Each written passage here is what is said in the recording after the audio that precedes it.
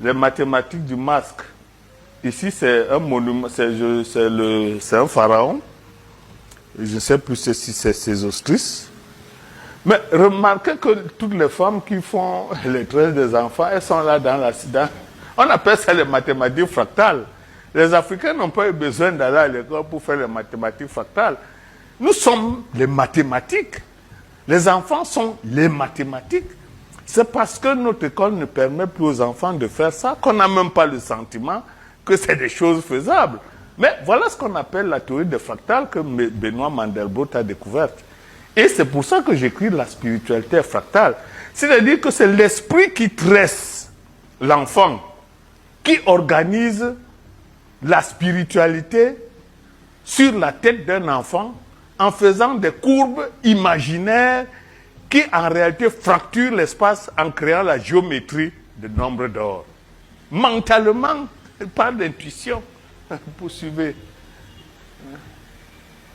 Ça, c'est un masque fan.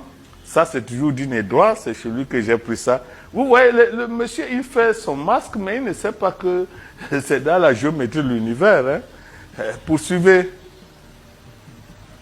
Vous voyez, ça c'est pareil, ça c'est le Tiwara qui se trouve à la présidence du Mali. Et quand Dean Edouard fait la technique mathématique qu'il connaît, et bon, que nous aussi on connaît déjà parce qu'on s'y est mis, nous faisons aussi ça.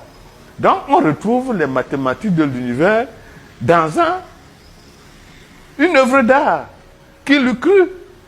En réalité, toutes nos œuvres d'art, si on y travaille, on va trouver les mêmes lois. Poursuivez. Voilà. Et je vais terminer par ça. Ça, c'est Idriss Aberkane. Il a écrit un livre intéressant, Libérez votre cerveau.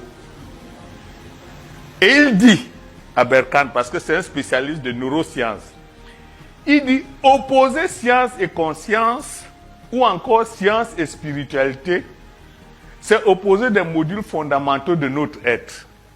De susciter à nous une guerre civile dont nous ne sortirons jamais gagnants. Opposer science et spiritualité reviendrait à opposer nos deux mains qui sont censées travailler ensemble. Je termine par là parce que c'est un neuroscientifique qui nous explique que l'affaire où nous sommes allés être chrétiens pour être un scientifique, on s'est trompé. Que c'est la science qui vient de la spiritualité. Dès que vous êtes coupé de votre spiritualité, vous ne pouvez plus faire la science. Donc, on peut en conclure que le fait que nous soyons allés à l'école de l'autre et nous couper en nous coupant de la spiritualité africaine, le fait que nous soyons allés dans la religion de l'autre en nous coupant de la spiritualité africaine, nous bloque et impose que nous ne soyons plus des scientifiques dignes d'intérêt.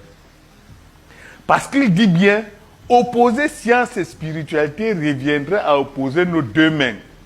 Et il dit, on suscite à nous une guerre civile dont nous ne sortirons jamais gagnants. La vérité est que nous ne serons jamais des scientifiques si nous laissons tomber la science ancestrale et la spiritualité africaine ancestrale.